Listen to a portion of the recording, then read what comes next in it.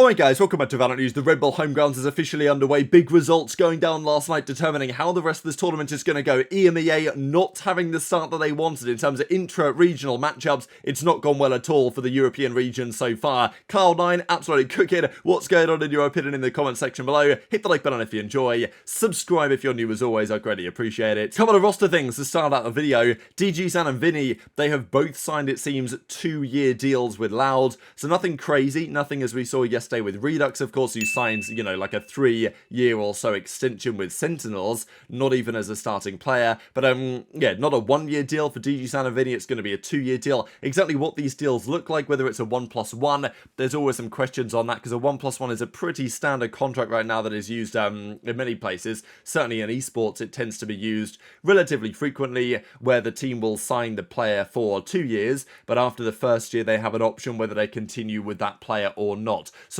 yeah, we'll see what Loud do. Obviously, as a team, they're not expected to be as competitive as they have been previously, but I do kind of like the DG Zam pickup. The Vinny pickup is a question mark to me, but look, if Pancada thinks it's going to work, I guess the team is going to trust Pancada on his judgment over there. Aspas to MRBR is still expected, but yeah, as a recording, we've not really heard any more updates on that as of yet. The rumour is, I guess they've got to get the money right on some level, because they've got to pay the buyout from Lev to get MRBR Aspas to become a thing.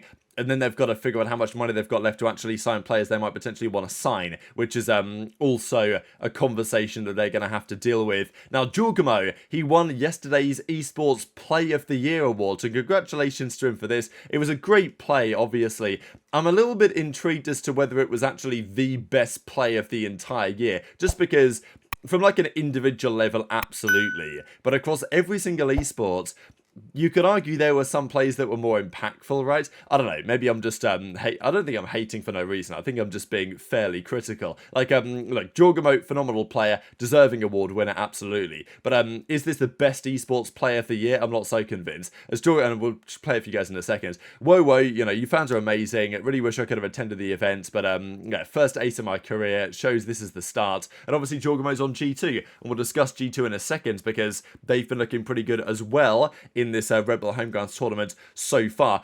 This, though, of course, was the play against NRG in the Americas. Was it like America's Stage 1? I think it says at the top. And I think the first kill on Ethan was maybe the best here, but unfortunately, they never quite captured it. And this is Demon 1 going in, gets the 1 kill on Nature, and Crashies gets the 1 onto Supermen. And then Jorgamo's in close proximity here, gets the first kill, pulls out the jet knives, gets the third, gets the 4th, and finishes off with the 5th as well. Very nice play, obviously pretty famous play of the season, and that gets Evil Geniuses the win 13-6, so phenomenal play. But you know, I would argue that the Esports Player of the Year should maybe be something which was impactful for like a championship win or something rather than this, but maybe I'm just being a bit overly critical. But intrigued to your thoughts in the comment section below. Great play though, as ever, nice to see it recognized. NRG were talking with Zellsis. Now this was kind of interesting, because yesterday we talked about Redux and the possibility of what Sentinels are going to do in the future, because Redux has got a longer term contract over there now. We know that Zellsis, if there was anyone going to be at risk of a potential roster change in that outfit, it would, of course, be Zellsis, based on, you know, that would be the theory anyway. So, NRG say, send in the contract now, because Zellsis said in the chat, Sam, as in Som, I'm thinking when Pujan, as in FNS, retires, I become in the IGL, what do you think? And then he says, can I join NRG? So, yeah, you see this, Som, FNS, Verno, Ethan, Marder. Now, to be fair, this is kind of an interesting idea, just to think about, because we know that FNS has made it relatively clear.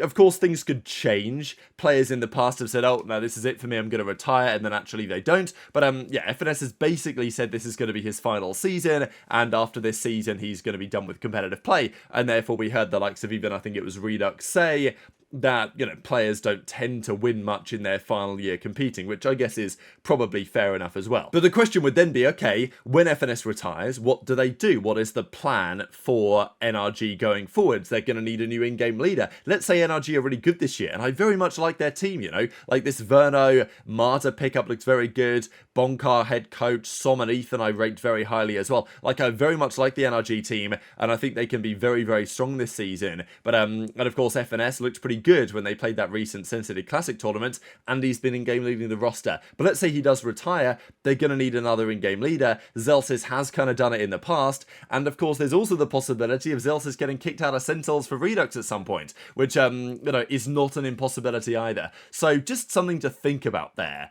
that Zellsis, I know that he's just joking around, but at the base of any good joke, I suppose, is a little bit of a pinch of truth, and maybe that's what we have here when Zellsis is at least considering whether a move from Sen to NRG for next season or beyond is something that could be worth considering. But let's talk about rosters and how they're getting on in some of these tournaments. I thought this went pretty hard here from Durka. Of course, he's in Paris right now, getting ready for the upcoming season with Vitality. But we do have some big tournaments around the world. The VALORANT Asia Invitational is underway as well. We saw RRQ take down Trace Esports. The other massive series, though, of yesterday, and we had some great series at the Rebel Homegrounds in Berlin, but this was bonkers, and this was like one of the best matchups of the entire season, and it was in the round 1 Swiss stage of the Asia Invitation of the off-season. But this is Paper X, Forsaken, Mindfreak, Divide, Jing, and something, obviously that roster, against the new Gen.G, with Caron, Texture, Foxy9, Yoman, and Munchkin. And this was a banger for the ages. There's been a handful of series in the history of competitive Valorant that have gone overtime on every single map. That's what we saw here. Haven was 14-12 to Gen.G on Paper X's pick. Abyss was 15-13 to Paper X on Gen.G's pick. Absolutely remarkable stuff. And then the split got even better. Like, how many times do you see this? 14-12, 15-13, 18-16 on the final map on Split. Split stays delivering the overtime bangers, and just a great series. I mean, I like the new Gen.G team. I don't think they're going to be as good as they were last year, to be honest, having lost Meteor. I think that's a big loss. The Paper X team, of course, I've always had my questions on because they can be so good, but I'm just not so sure that their style is really going to work in terms of winning Valorant tournaments. But yeah, I thought this is pretty interesting. Not the best series from Jing, I will say, is notable, just because you guys know that kind of, well, what was it? Discussion was going around the Reddit where it was like, okay, vote for the players in certain positions, and Jing won the most overrated player award. And I think if Paper X want to get to where they want to be, Jing does probably need to level it up somewhat. But yeah, masterpiece of a series, off-season events, and that tournament, of course, continues. We can just look at the way that's going actually so far. So yeah, that was just a Swiss system. Game 1, I mean, Gen.G moved to 1-0, Paper X moved to 0-1, and more matches to come shortly on that one. DRX are actually just gone up 1-0 against Bilibili Gaming after a 13-1 game 1. But there was another big tournament going down yesterday. That is, of course, the Red Bull Homegrounds in Berlin. And, well, I guess we should start right about here. So Cloud9 played Fnatic yesterday, and this is the Cloud9 Classic. I don't think this team is that good, but I will say that Cloud9 in these off-season tournaments always tend to deliver some decent results. And maybe it's happening again. But yeah, EMEA, not a good day for them yesterday in Berlin, of course, at what could well be a home event. Now, this was the Abyss. And Fnatic, they got 9-3 on the first half, and they've done this a few times now, but they cannot seem to put that defensive side together. They end up losing all these rounds on their attack or their defensive side. Cloud9 bring the comeback to win 13-11, and it wasn't it was only best of ones. You're not going to be able to read into this that much, but I thought it was interesting because Sayonara looked very good, very comfortable. Of course, he's subbing in for Leo for the off-season tournament, and then Kayak, of course, the Durka replacement.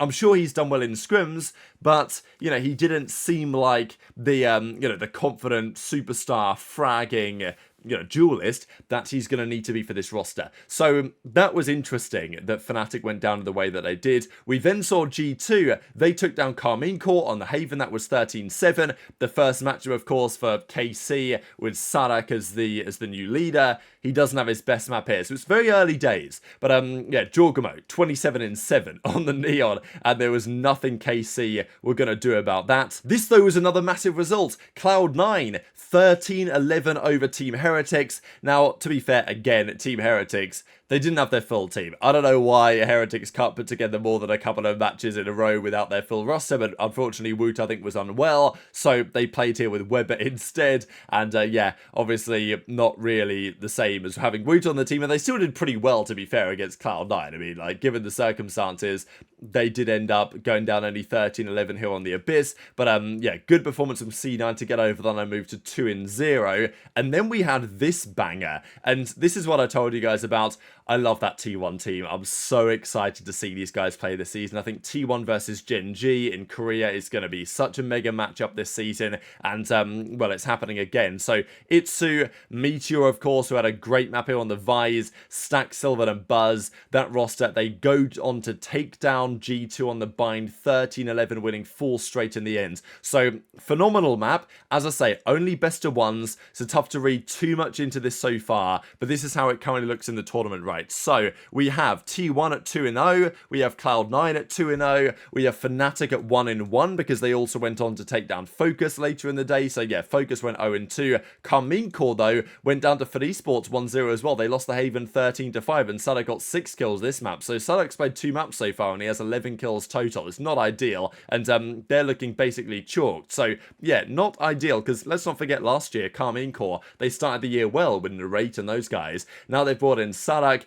The pressure's on to deliver, because I'm sure they've paid good money to make this happen, and you know, early signs aren't especially good. But yeah, so EMEA not looking great really, is it? I mean, for Esports, Team Heretics, Focus, Karmine Corps, Fnatic, you know, they've only got victories against their own region basically. G2 are 1-1 after the result against T1. Then obviously for Esports are looking pretty good as well. They're 1-1. They also lost earlier in the day to T1, 13-7. So you know, that's the impressive thing about the way that T1 are looking right now. They can seemingly beat anyone on the server, and that therefore is leaving the semi-finals looking like this. So T1 and C9 having gone 2-0, they will advance through to the semis, and then you're looking for a 2-1 team. So based on Heretics versus FRYING and Fnatic versus G2, that will then pretty much determine which other teams make it through to the next round. So excited for that. And but yeah, already Karmine Corps basically eliminated from the entire tournament. So very much enjoyed your thoughts on all of this stuff in the comment section below. Hit the like button if you enjoyed. Subscribe if you're new. Take care,